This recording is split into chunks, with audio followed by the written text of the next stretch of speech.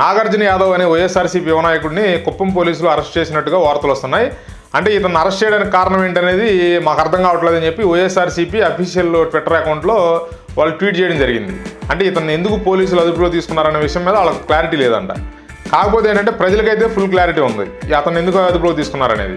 గతంలో ఇతను చేసినటువంటి వ్యాఖ్యలు కొన్ని డిబేట్లో కూర్చుని తర్వాత సాక్షి టీవీలో ప్రధానంగా సాక్షి టీవీలో నిర్వహించేటువంటి డిబేట్లో కూర్చుని సీనియర్ జర్నలిస్ట్ ముందు అతను మాట్లాడిన భాష అంటే రేవంత్ రెడ్డి గారిని దూషిస్తూ, అంటే తెలంగాణ ముఖ్యమంత్రి అయినటువంటి రేవంత్ రెడ్డి గారిని దూషిస్తూ అతనికి చదవటం రాదు అది ఇది అని చెప్పి అయినా మనం మాట్లాడుకున్నా కూడా అది చాలా వరస్ట్గా ఉంటుంది. మనది ఒక యూట్యూబ్ ఛానల్, అట్లాంటిది మన యూట్యూబ్ ఛానల్లో మాట్లాడటాకే మనకు సంస్కారం అడ్డు వస్తుంది. అట్లాంటిది అతను మెయిన్ స్ట్రీమ్ మీడియాలో ఒక ప్రముఖ జర్నలిస్ట్ ముందు కూర్చుని అతను అసలు ఎంత నీతి వాక్యాలు వదిలేస్తాడన్నమాట. ఆ ప్రముఖ జర్నలిస్టు కోట్ వేసుకుని ఫుల్గా మేకప్ కొట్టుకుని అరచేతి మందాన మేకప్ కొట్టి కూర్చుని నీతులు వల్లిస్తూ ఉంటాడు.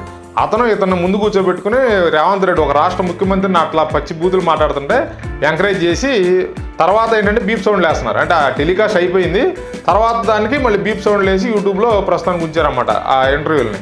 అట్లా రేవంత్ రెడ్డి గారిని దూషించడం జరిగింది నాగార్జున యాదవ్ అనే యువకుడు.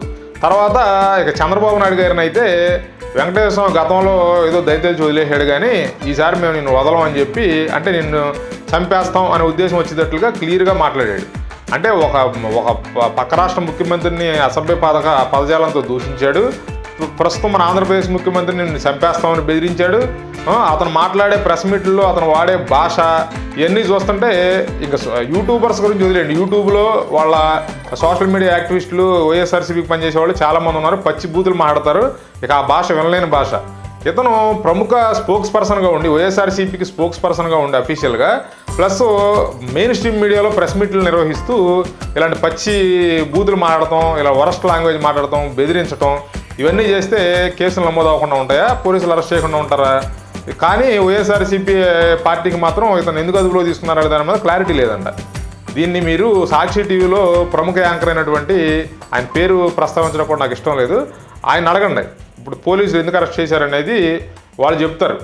ఎలాంటి వ్యాఖ్యలు చేశాడు వీళ్ళ పట్ల, అంటే తెలంగాణ ముఖ్యమంత్రి పట్ల, మన ఆంధ్రప్రదేశ్ ముఖ్యమంత్రి గారి పట్ల ఎలాంటి వ్యాఖ్యలు చేశాడు అనేది ఒకసారి ఆ జర్నలిస్ట్ని అడిగితే మీకు క్లారిటీ వస్తుంది.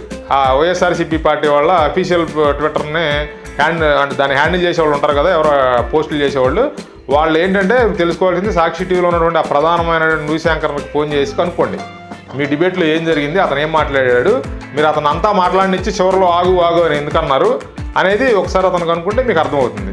కాబట్టి దీని మీద పెద్ద షాక్ అవ్వాల్సిన విషయాలు ఏమి లేవు. అసలు ఇతను ఎప్పుడూ అరెస్ట్ చేయాల్సింది, ఇంకా 45 రోజులు 50 రోజులు టైం తీసుకున్నారు ఇతను అరెస్ట్ చేయడానికి. కాబట్టి ఇలాంటి భాష వాడటం తప్పు.